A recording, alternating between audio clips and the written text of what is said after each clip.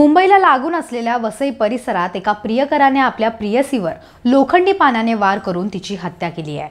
आरोपीने भर रस्त्याच्या मधोमध लोखंडी पाण्याने तरुणीला मारहाण करून तिची हत्या केली आहे। मोठी गोष्ट म्हणजे हा अपघात जेव्हा झाला तेव्हा रस्त्यावर मोठ्या संख्येने लोक उपस्थित होते आणि आरोपी तरुणीवर हल्ला करत होता। ही घटना सकाळी 8:30च्या सुमारास घडली। या प्रकरणी आता महाराष्ट्र महिला आयोगाने हस्तक्षेप केलाय। महिला आयोगाच्या अध्यक्षा रुपाली चाकणकर म्हणाल्या की आरोपींना कठोरात कठोर शिक्षा झाली पाहिजे। एक्सवर व्हिडिओ पोस्ट करत रुपाली चाकणकर म्हणाल्या, आज वसईमध्ये भर रस्त्यात तरुणाने मुलीवर वार करत तिची हत्या केली। ही घटना माणुसकीला काळिंबा फासणारी आहे। या प्रकरणामध्ये कलम 302 अन्वये गुन्हा दाखल करत पोलिसांनी आरोपीला ताब्यात घेतले आहे। राज्य महिला आयोगाच्या वतीने तातडीने पुढील कारवाई करण्याच्या सूचना दिलेल्या आहेत।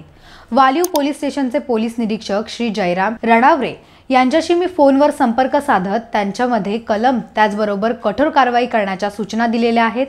त्या पुढे म्हणाल्या की सगळ्या घटनेमध्ये पुरावे सादर करत असताना ठोस दोषारोप पत्र देखील सादर करण्याच्या सूचना दिलेल्या आहेत।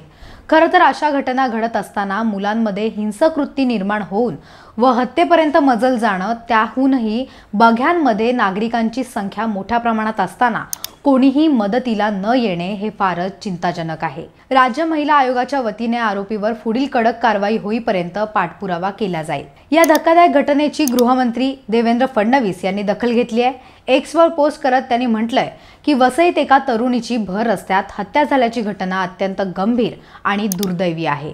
मीरा भाईंदर पोलीस आयुक्तांना या घटनेसंदर्भात कठोर कारवाई करण्याचे निर्देश देण्यात आले आहेत। आरोपीला अटक करण्यात आली असून सखोल तपास सुरू आहे। न्यायालयात सुद्धा भक्कम पुराव्यानिशी बाजू मांडून आरोपीला कठोरात कठोर शिक्षा होईल या दृष्टीने निर्देशित करण्यात आले आहेत। या प्रकरणावरून ठाकरे गटाचे नेते आणि विधान परिषदेचे विरोधी पक्षनेते अंबादास दानवे यांनी ट्विट करत गृहमंत्र्यांचा राजीनामा मागितलाय। त्यांनी म्हटलंय की भर दिवसा एका तरुणीचा प्रियकराकडून निर्गुण खून करण्यात आल्याची धक्कादायक घटना आज वसईत घडली। या घटनेवरून राज्यात मुली असुरक्षित असल्याचे पुन्हा सिद्ध झालंय। त्यामुळे नैतिकता बाळगून गृहमंत्र्यांनी या पदाचा राजीनामा द्यावा। या घटनेतील आरोपीवर कठोर कारवाई व्हायलाच हवी। या घटनेवर तुमचं काय मत आहे हे आम्हाला कमेंट बॉक्समध्ये नक्कीच कळवा।